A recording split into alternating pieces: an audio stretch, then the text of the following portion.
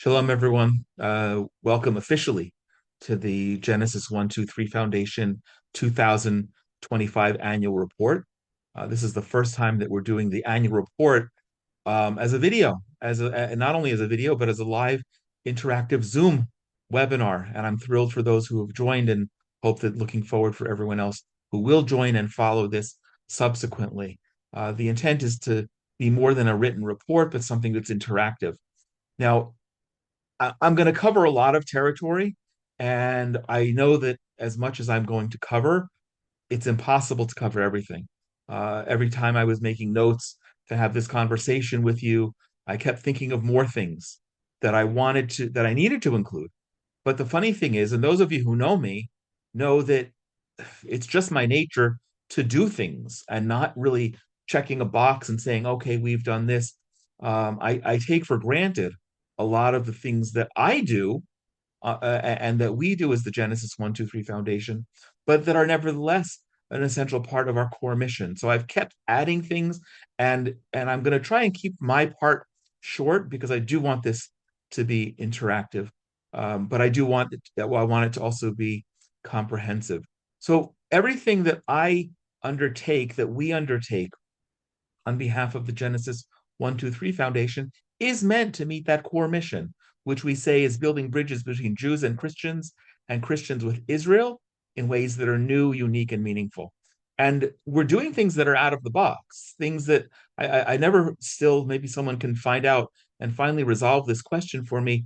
The plural of the English and Latin word niches or niche, we always try and find new niches or niche, I'm not sure what's the plural, to fill, but not to compete and repeat and duplicate what others are doing, but to try and do new things.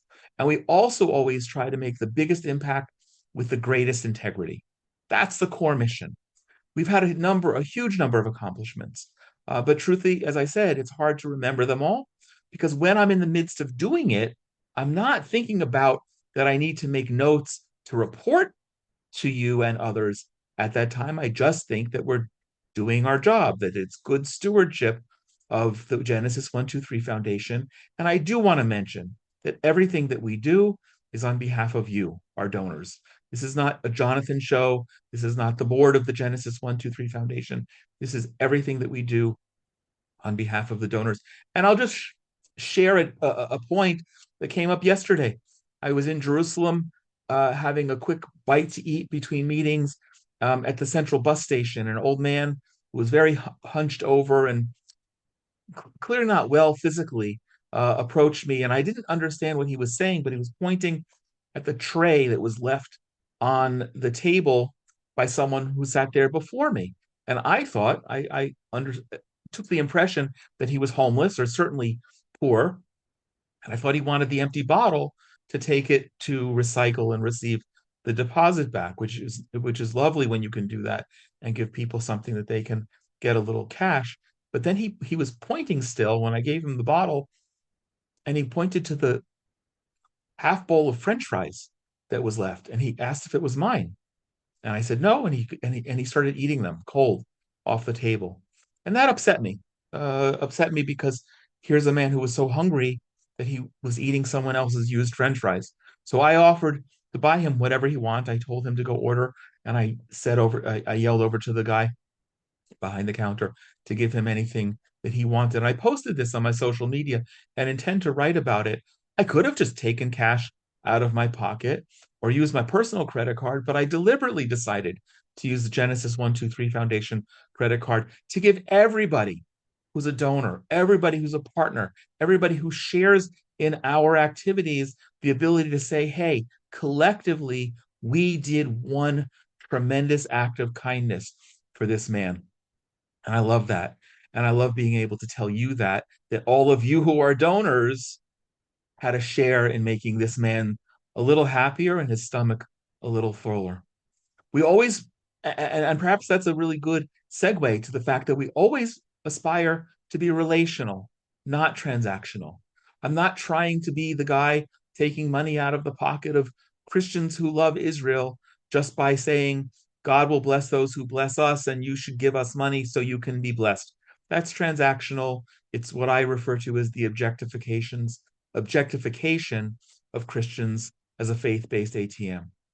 It means that not everything that we are doing is about raising money, but about building deep relations. And I hope that you take that just from the one story of this old man who was at my table yesterday. Now, over the course of the last year, 2025, wow, so much has transpired here. But I want to just set the stage, things that you already know. We had an ongoing war, right? The war is not over. Let's just be clear about that. But we had an ongoing war that was an active combat in three different entities. Gaza is not a country, but Gaza, Lebanon, and uh, and Syria.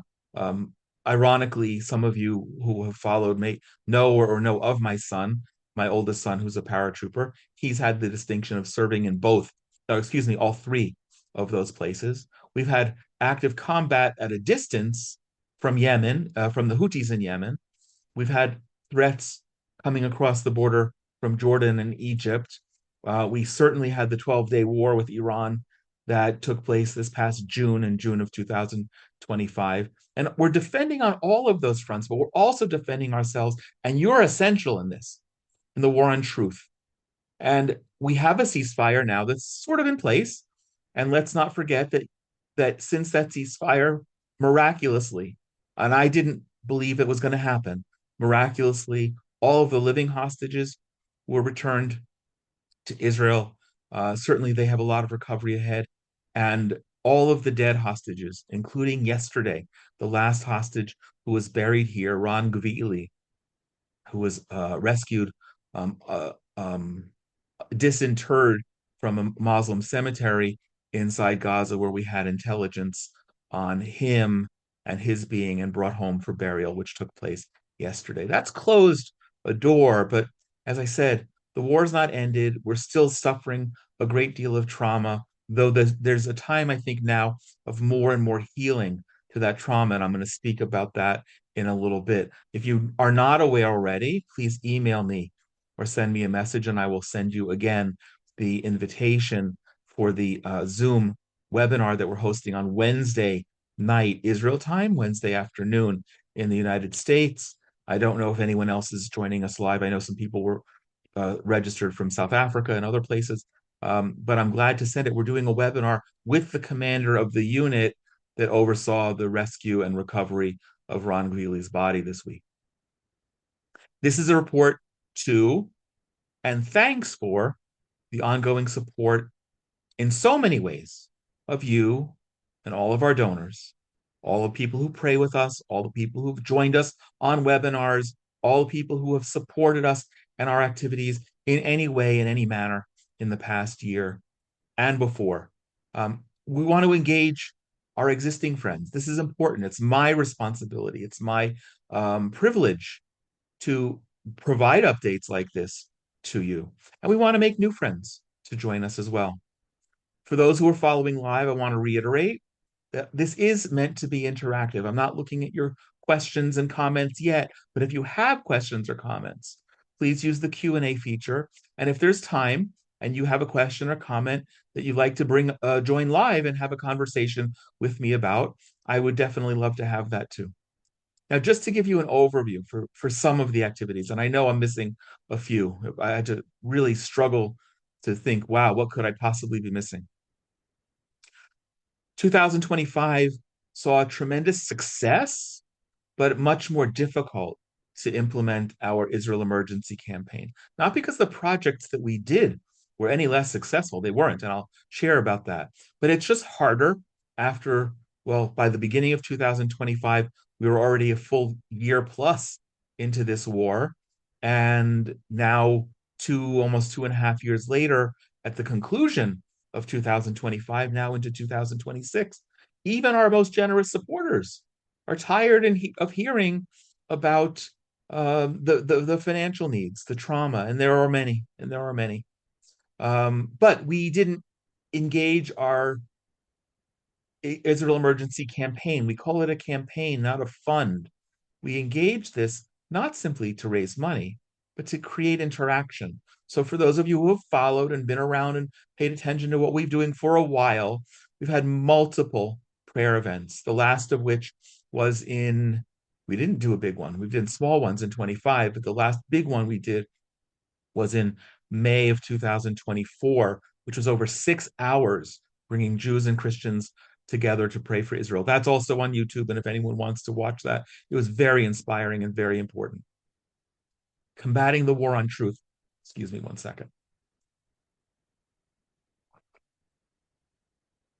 Combating the war on truth, I undertook on behalf of Genesis 123 Foundation to engage in a countless number of briefings, webinars, articles that I've written.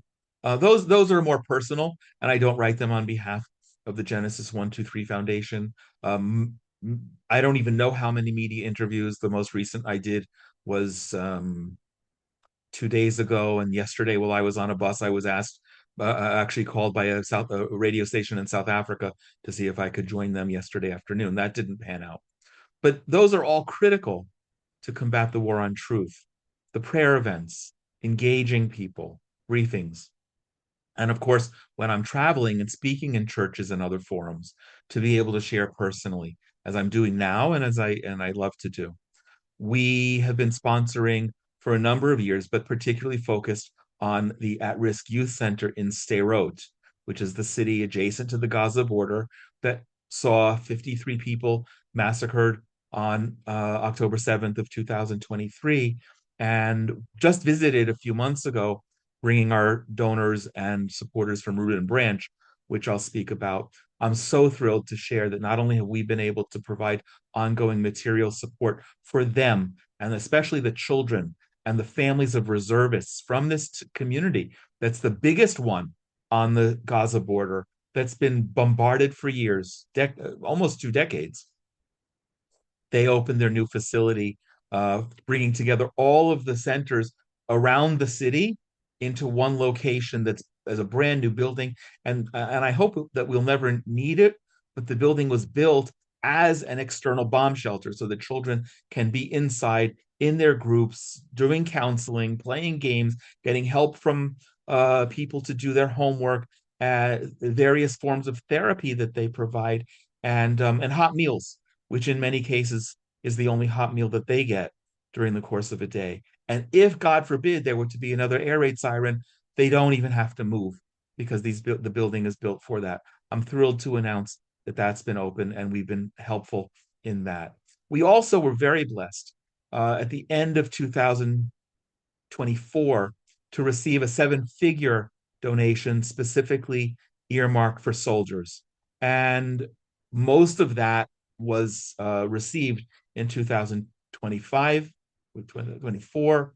Wait, yeah, in 2025, and we dispersed it in the first half, running just into the third quarter of 2025.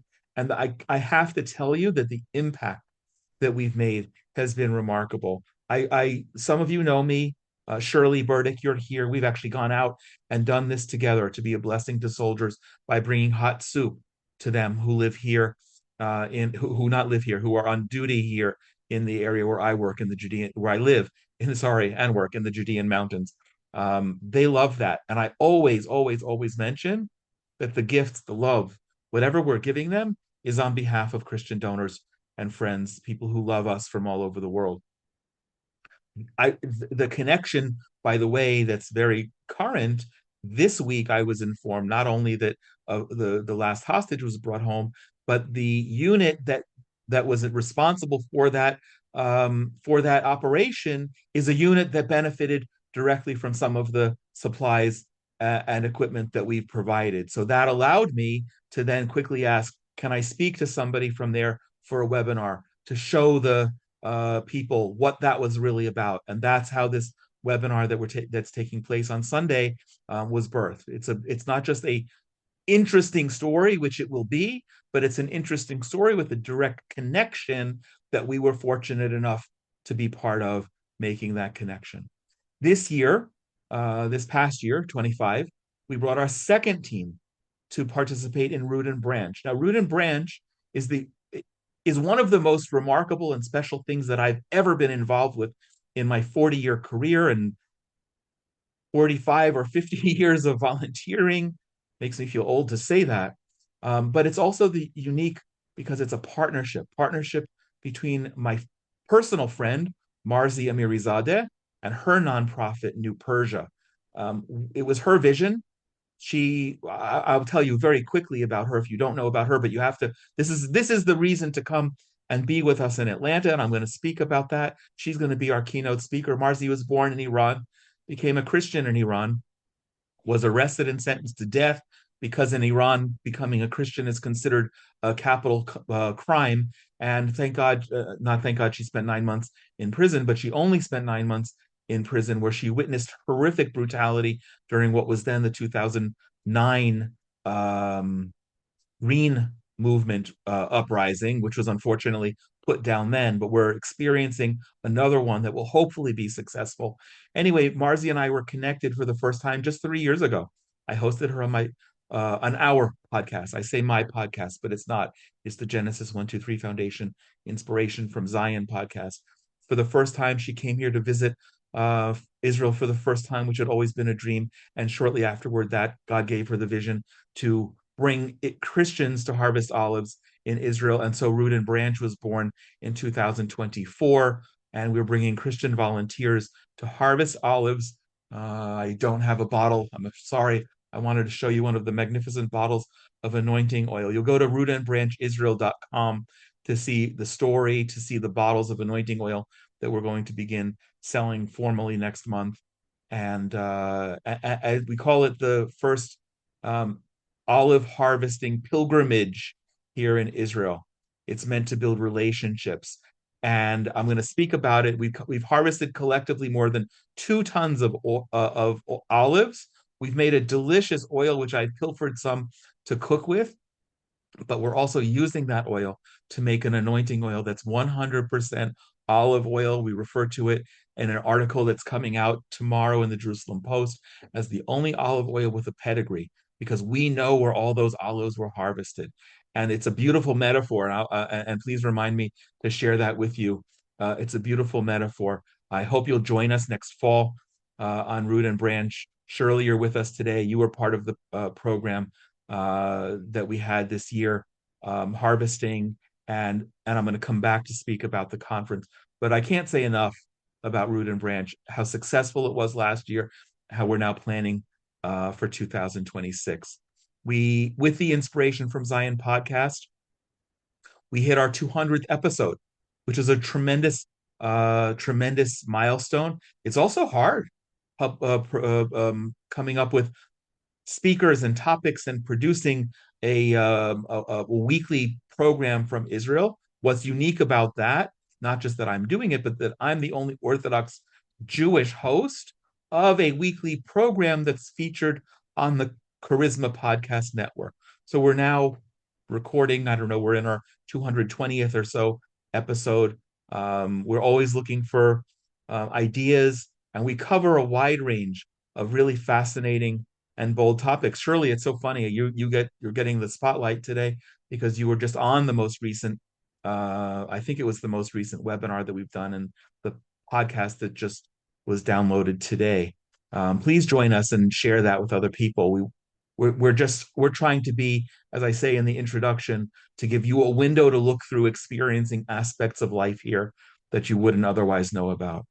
The Iran war in June impacted all of us. I did a lot of live broadcasts and a lot of writing during that period.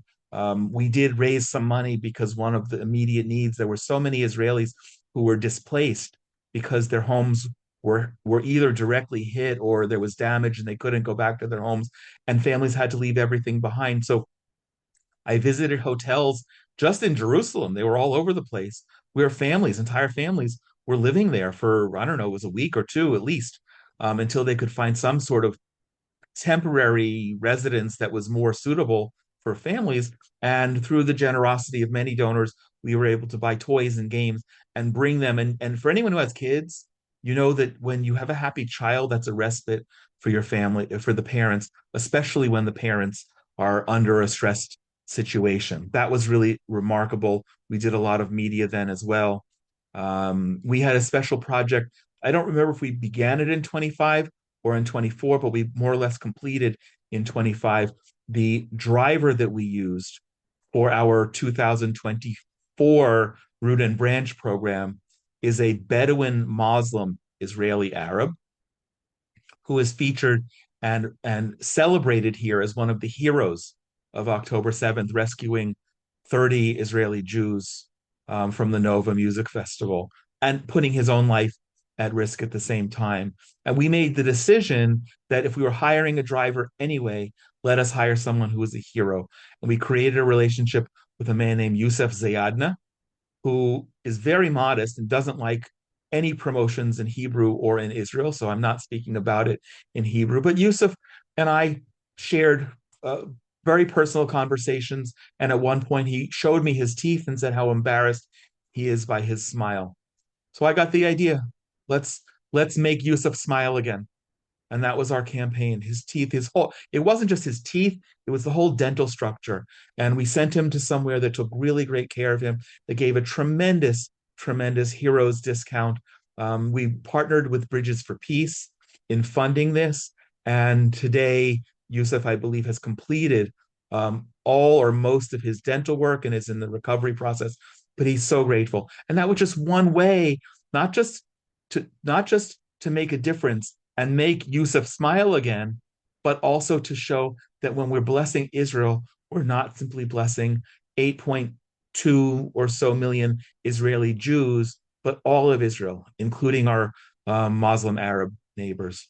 And I think the last thing that I want to share in terms of what we did is something that didn't go so well, not because of lack of vision and not because it's not remarkable and something that I get excited about and everyone I speak with gets exciting about, but because it became complicated and I was even threatened over. We developed a program which is a straight download from God and shows what a great sense of humor he has, giving me, an Orthodox Israeli Jewish settler, this vision for what we call the solution for peace in Gaza. And you can go and read about most of it at solutionforpeaceingaza.com. And I encourage you to. And I still, as of a conversation that I had 2 days ago, I'm still trying to find somebody who will pick up the torch and run with it because I know that the solution for peace in Gaza is not through two-state solution, not through diplomatic solution, not through a massive rebuild, as we saw Jared Kushner present a magnificent architectural rendering of what Gaza could look like, but through a change of heart. And that's what Solution for Peace in Gaza is about. I share this because it's something that we didn't achieve yet. And I share this because I pray that you, as our partners, as our friends, as our donors, will have a look and say to yourself, wow, yes, brilliant idea. And maybe you know somebody who can pick up the ball or the torch and run with it. Now, I'd like to share a little bit about 2026. We, I have had a feeling for a while, but it took me until my last trip in the US, which was over November, December, to really be able to articulate what I'm going to share with you now. We need to move beyond all war all the time. Yes, we're still at war. And any moment now or in the or tomorrow or next week, we could find ourselves at war again with Iran.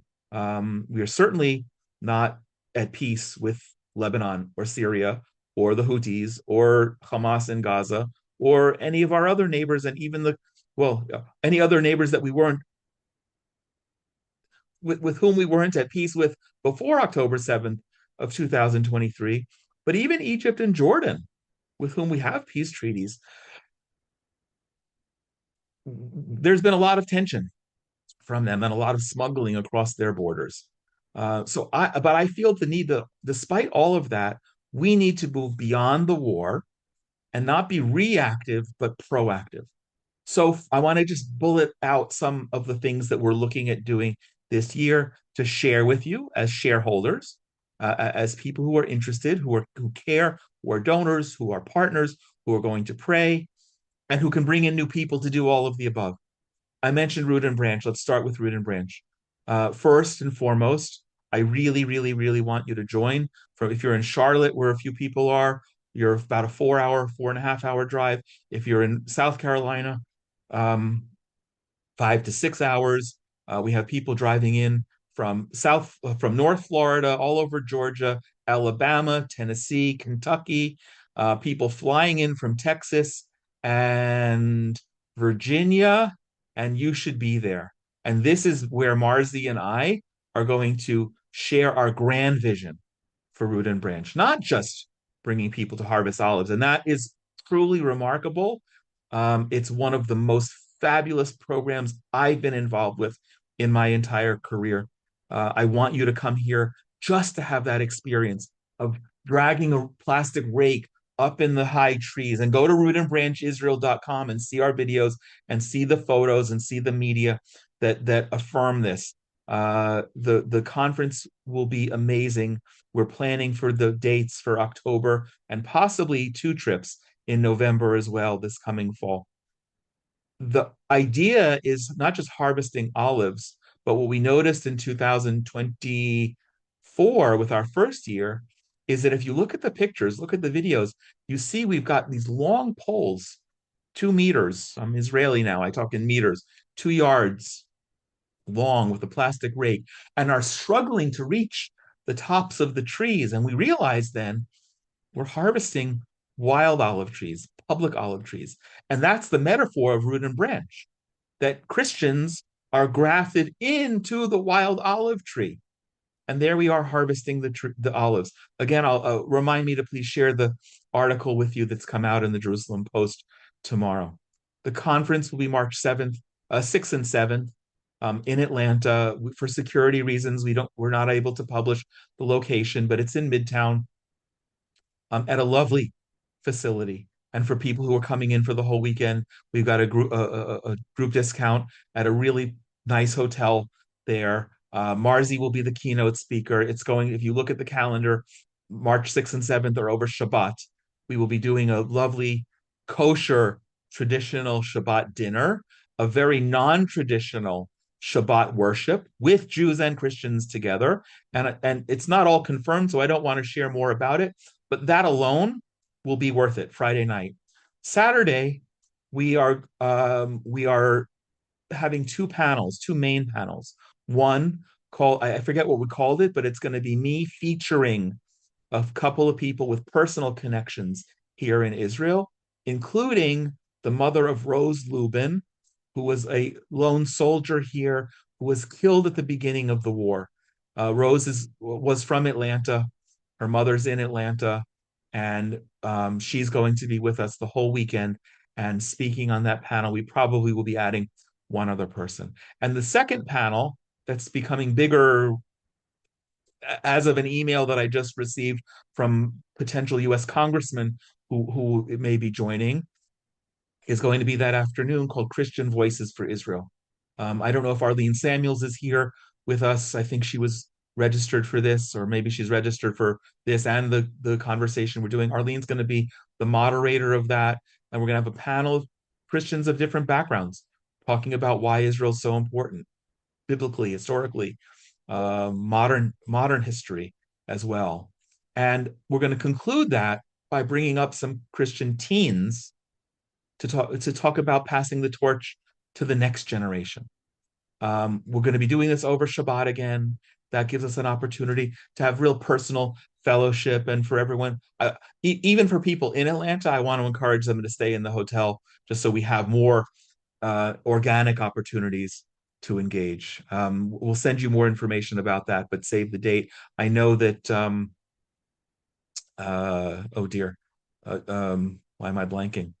I apologize. Linda, who's here with us live, you're going to be there, and I'm so excited to see you again. We have other big plans that we are going to be announcing also next week. I have a webinar that we're announcing, and if you don't know about it, want more information, want to join, we're going to be announcing the launch of the Israel Heroes Resilience Network. This is going to be a grassroots program to be a blessing to Israeli soldiers and their families, to provide needs that are unfulfilled, not all war all the time, but to create relationships, to do so on a grassroots basis among Christians. And we've got a great plan. The chairman of this is Ken Barron, who is the former chief of staff of the Billy Graham Evangelistic Association and a good friend. And I give credit to him for a conversation that we had last year that's made this all possible. And next week, I think on third, we're having the launch of that also by Zoom. I welcome you to be part of that, and then we will be rolling it out from there. Also next week, on the 4th, and for those of you who are in North Carolina or know people who are in North Carolina, I have the privilege of hosting the North Carolina uh, town hall meeting for candidates for U.S. Senate talking about Israel. That's going to be part of our Inspiration from Zion program. We currently have 5 of the Republican and conservative candidates who will be part of it. And it's going to be a fabulous dialogue. And what a privilege for me as an Orthodox Jew in Israel hosting this webinar and podcast series that goes all over the world to now focus specifically on one of the most significant senatorial races in the US this electoral cycle, because the incumbent, Tom Tillis, is stepping down. So it's an open seat. It's a completely open seat. And you have several people on the right and several people on the left, each vying for this office, with the primary taking place a month later. So we're going to be leapfrogging the issue of Israel straight into the North Carolina senatorial campaign. And we're excited about that. We have a program that's slower in starting because of how massive it is. We're calling it Yofi. For those of you who know Hebrew, that means nice or pretty, but it's also an acronym. It's an acronym for Youth on Fire for Israel. We're developing a substantial academic curriculum for Christian high school students so that they have a solid foundation in the biblical and modern history of Israel. We talked about the war on truth. This is important to, and I already talked about our heart for engaging Christian kids, teens in the Root and Branch conference. Now we're going to be doing it on a broader level through an academic program that's beginning to come together. I boldly put out there for this and for the Israel Heroes Resilience Network, both need massive funding. So if you are a person who can help or know somebody who can, I'd love for you to be in touch with us. But I look at that kind of as my personal legacy project. I don't know how long I'm going to be given on this earth or have the energy to do what I do. I know what I do is important and I never want to retire from doing it. But I look at this as building Christian Zionist leaders of the future, people who will care about Israel. And I'm probably the only Orthodox Jew who you will ever hear make this statement. It's important for Israel, but it's important for the church. And I look at both of those as being equally important. This March, we're hoping to revive Run for Zion with a team potentially from South Africa, from Nigeria, and a few people from other places around the world in the US. Pastor Ray Hardy is following live, and a dear friend. I'm so fond of you, Ray, and I'm so glad for that you're here and for all that you've done all the years that we've known each other. Pastor Ray Hardy participated in our very first Run for Zion in 2019. Full disclosure, we only had 7 people, but it was a great 7 people. It was the proof of concept that allowed us to grow Run for Zion in 2020 from 7 people to 80 people, except God had a different plan. And COVID hit, and 10 days before everyone was supposed to arrive, Israel was shut down, and those 80 people never made it. We were able to revive Run for Zion in 2023 with 24 people, was remarkable. And we're hoping, I haven't done a lot of promotion because of the war. Truthfully, it's very hard to bring people to participate in tourist activities here. But what is Run for Zion, by the way, if you're listening and hearing about that for the very first time? Run for Zion is the program that we envisioned at the creation, excuse me,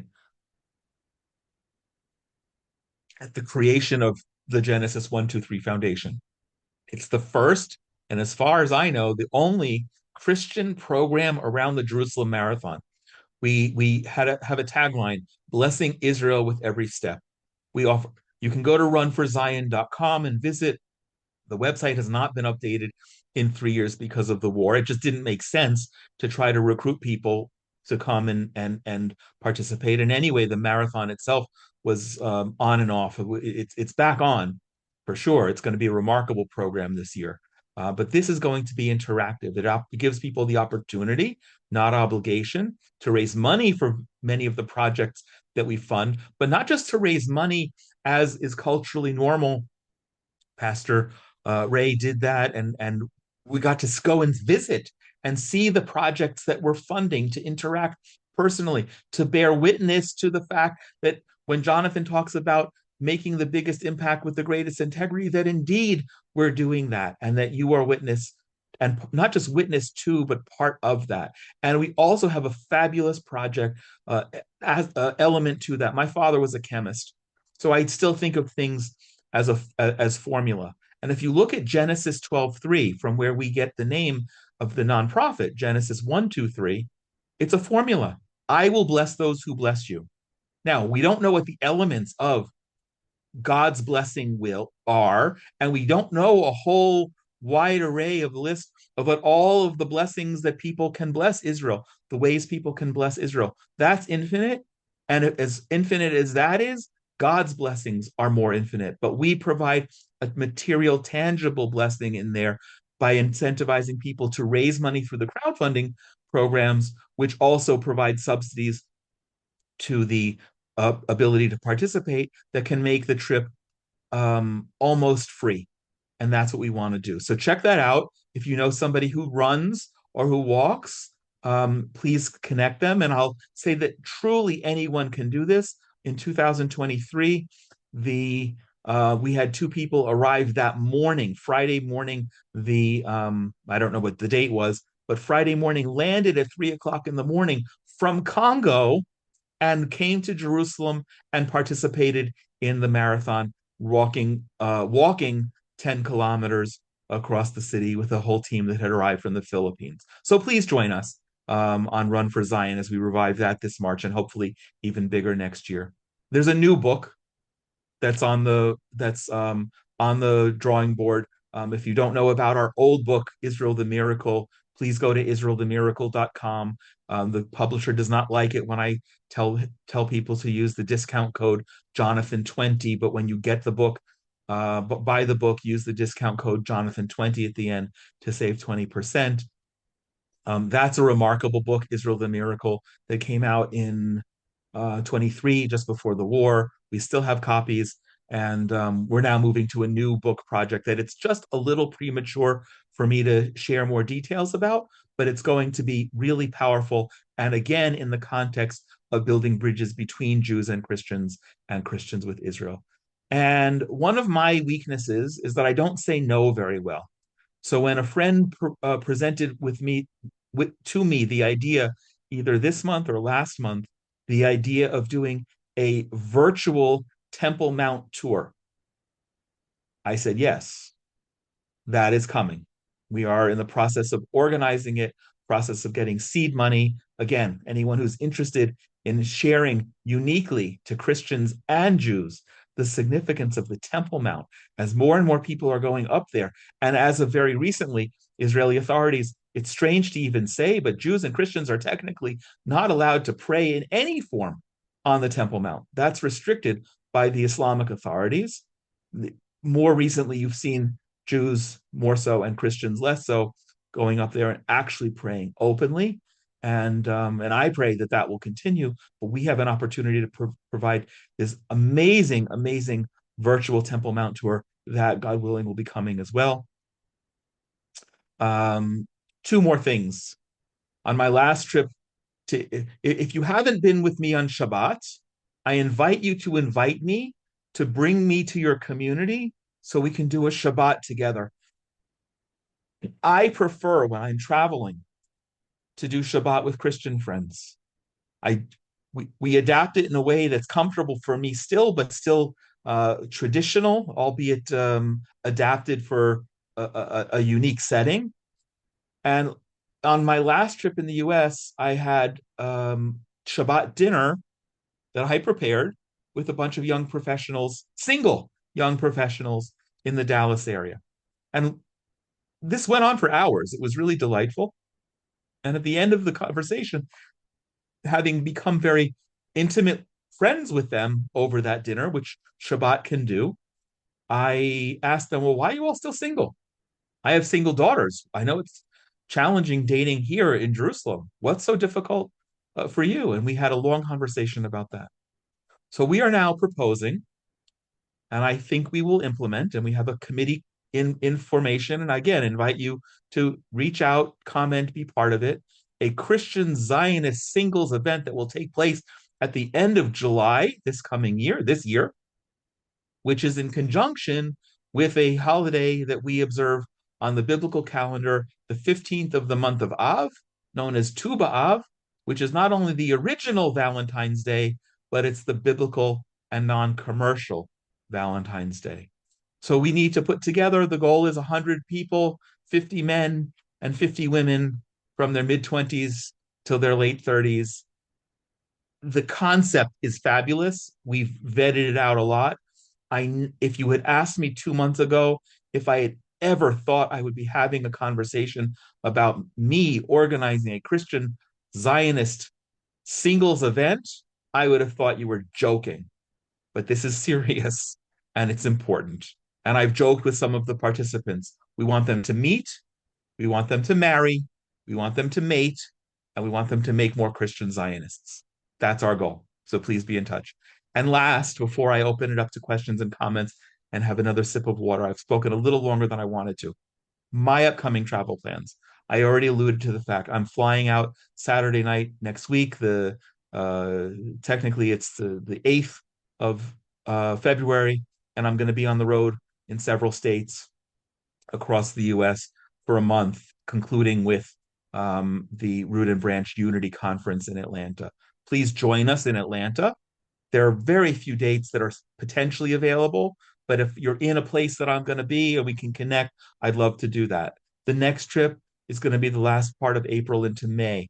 That I want a special opportunity for, because that's when we are observing Israel Memorial Day, which has become that much more powerful and intense and important here in Israel since October 7th. And the next day, Israel Independence Day. I want to be able, like I did last year in Maryland, I want to celebrate those days, to observe and commemorate those days in communities that will make a difference, that care. So please, if you are one of those or know somebody, please be in touch. But April, May, the end of June into July, and July, I mentioned already, um, the singles event will bring me to Dallas, where we're going to be doing that, probably Dallas, into August. So those are my dates. Those are my plans. That's, I believe, a little bit more than scratching the surface of what we've been able to accomplish thanks to you and thousands of others like you who've enabled this support and been part of our programs, and what we a little bit, at least big things, but a little bit of what we're looking um, forward ahead. So at this point, I want to take questions, comments. Bonnie, I see you already put a note in the email that we sent out. Yes, the presentation from Colonel Golan Vach that's going to take place. It's not on Saturday, Bonnie. He had a conflict that came up. It's going to be on Sunday at 3 p.m. Eastern time, 10 p.m. Israel time. So if you respond to that, you'll be registered, and you get an automatic notice just of the change of date. But yes, please join. That's the one. And thank you for asking that, because there was a confusion immediately after I sent the email out, which I couldn't retract. He told me that he had a conflict and wasn't able to participate this coming Saturday night. I would love and welcome any other questions and comments. And if you have something that you really are called to want to share live, raise your hand here, and I'd love to bring you up, because I think everybody here is a friend. Although only a few people are remaining.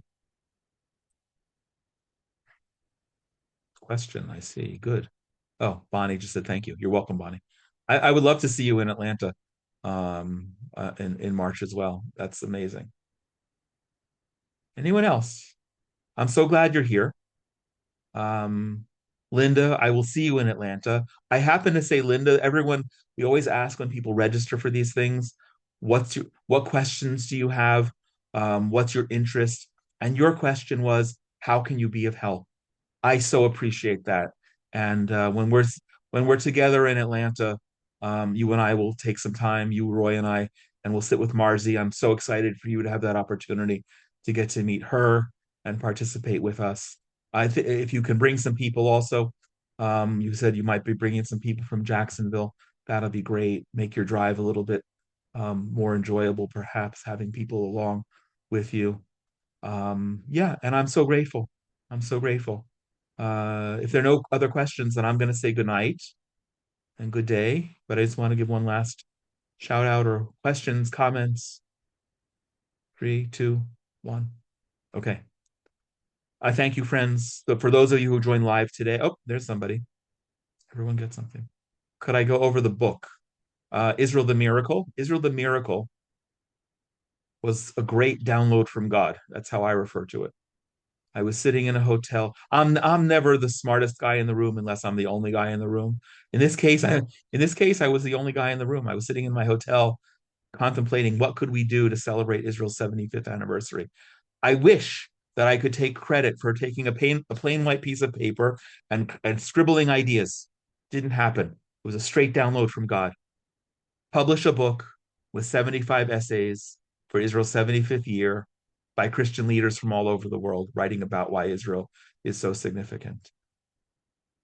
The publisher who we worked with, Higher Life, based in Orlando, improved upon it tremendously by saying, I don't see it as a book of text. I see it as a book, as a coffee table book. One of the 75 essays is by a good friend and remarkable writer, Joel Rosenberg. Um, Joel publishes a book about every year, fiction. Great, great writer. And he said, Jonathan, no way. You're not going to be able to pull this off for Israel's 75th anniversary. This is in the end of October, the last week of October of 22. And we were celebrating the 75th anniversary in April or May that year, 6 months later. No way you're going to do it. 9 months, 9 months to the day of the conception of this idea, we delivered the electronic file to the printer here in Israel. A month later, the book came off the printing press. It's stunning. It's remarkable. It's timeless. It's historic. And you can check it out at israelthemiracle.com.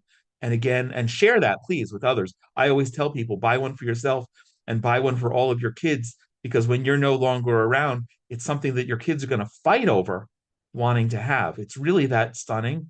And I don't say that in a way that makes me important. This is all God. I could not have pulled it off without God and his hand involved there. And use the discount code Jonathan20 to save 20% off. You purchase the book at israelthemiracle.com.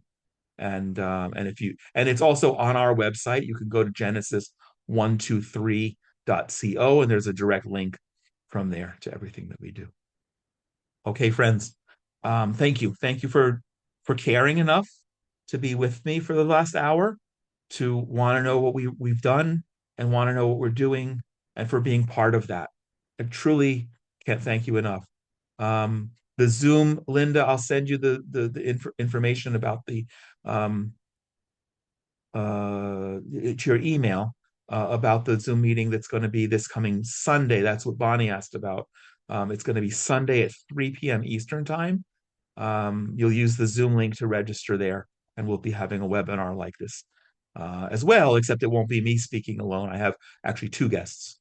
One is the commanding officer of this unit that uh, was responsible for the operation, and the other is a gentleman who's a reservist. I don't even know what his rank is, but he's also been our point person with the disbursement of the funds for projects. So yes, I'll send that to you as well. Thank you, friends. Thank you for joining. Thank you for being part of it and making 25 as successful as it was. And I pray you're joining us and being involved in 2026 and beyond. Oh, one more question. Oh, you're welcome, Linda. Thank you. God bless you all.